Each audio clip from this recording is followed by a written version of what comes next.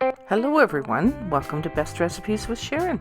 Today we're going to be doing fried apple crisp wedges. This makes for a really delicious dessert or a snack.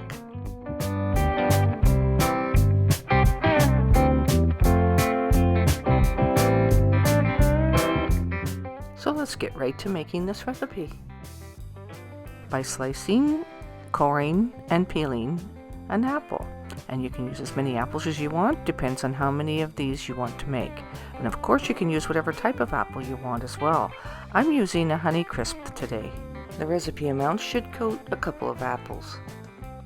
And that's because each piece of apple is coated individually.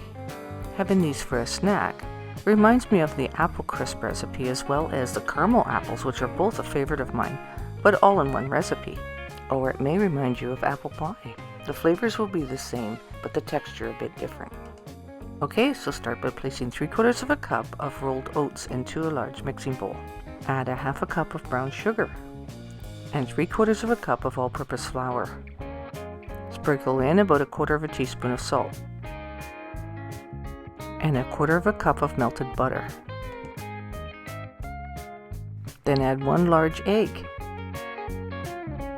Then add 1/2 teaspoon of cinnamon and take a large spoon and give it a good stir.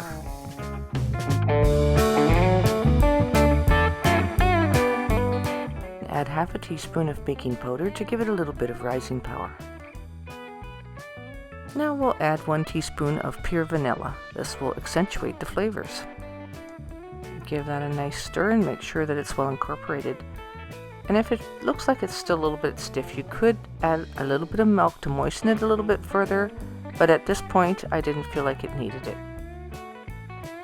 Go ahead and heat up some canola oil in a medium-sized pot, and that needs to be a temperature that's around 320 degrees Fahrenheit. So I like to start by using one of the apple wedges just to coat it and test the temperature of the oil. And they usually fry up fairly quickly, but you want to make sure that the oil's not so hot that it actually gets too dark brown on the outside before it cooks through a little bit. But I don't like to have them in the oil so long that the apple turns kind of soft. You want the apple just a slight bit crisp yet.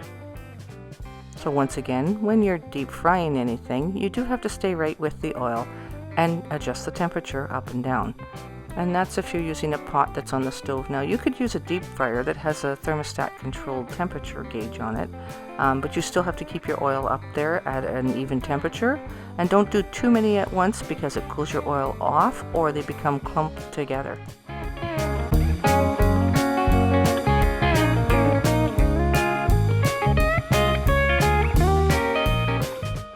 I use tongs or a fork to move them around or turn them over so that they brown on both sides. Once they're golden brown, use your tongs to remove them from the hot oil and place them onto a paper towel to drain. Now the smaller pieces, they fry up easier and they're great for snacking on and using with a dip. But you can cut them differently if you want and make it into a larger piece that's more like an apple dumpling and probably easier to use as a dessert.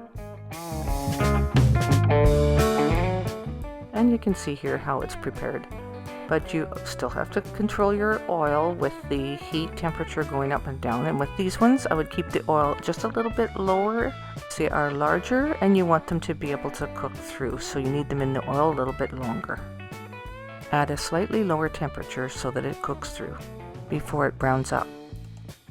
And of course, once this has browned up nicely on both sides, remove it from the hot oil and place it on a paper towel to drain. Now this is probably best served as a dessert because of the size of it, but you can drizzle the dip over the top, put a little whipped cream on it if you want, sprinkle a little bit of cinnamon sugar, whatever you desire. And these are really best served hot too, both of them really, whether it's served as a dessert or as a snack. So they can be served cold, but as they get cold they tend to soften up a little bit more. So having them hot straight out of the oil is the best way to serve them. They're absolutely delicious. You'll love these.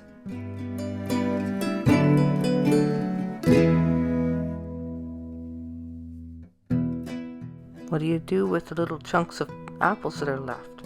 Sometimes you can just throw them in the way they are. It doesn't matter what shape they are. Coat them and fry them anyways.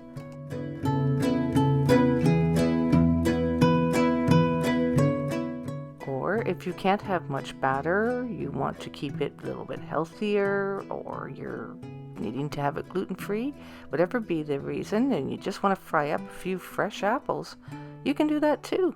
Make them look like French fries. Having said that, they will be softer than French fries and they cook up very quickly. Much faster than a potato. But let's try it and see what happens. Alright, so let's check these out.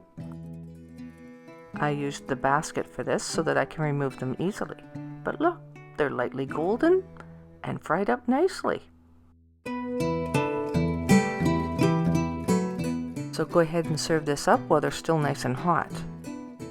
So you can choose to put whatever dipping sauce you want with this. I chose to melt some milk chocolate and also to use some Kraft caramels. And you can simply melt them both in the microwave, but you do need to add a little bit of water to the caramels and only do it at about 10-second intervals because you don't want to burn it. It burns quite easily. Or do it over the top of a double boiler and they'll melt a little bit slower that way. But you do still need to thin it out with some hot water. But this is just like having carameled apples, like really, that's so good. And milk chocolate? Oh my, it goes with anything, right? Or you could just use a caramel sauce that you would use for an ice cream sundae. Now that we're ready to serve it, we'll go ahead and check out what it looks like in the middle. We'll take a bite out of one of these. Now I hope you enjoyed this video and that you'll take the time to give it a thumbs up. Okay, so you can see what it looks like in the middle, and it helps to have a little spoon to apply the dipping sauce. And if you're looking for a great book to read, here's one for you, and it's great for gift giving too. Thanks so much for watching today, and until next time, happy eating!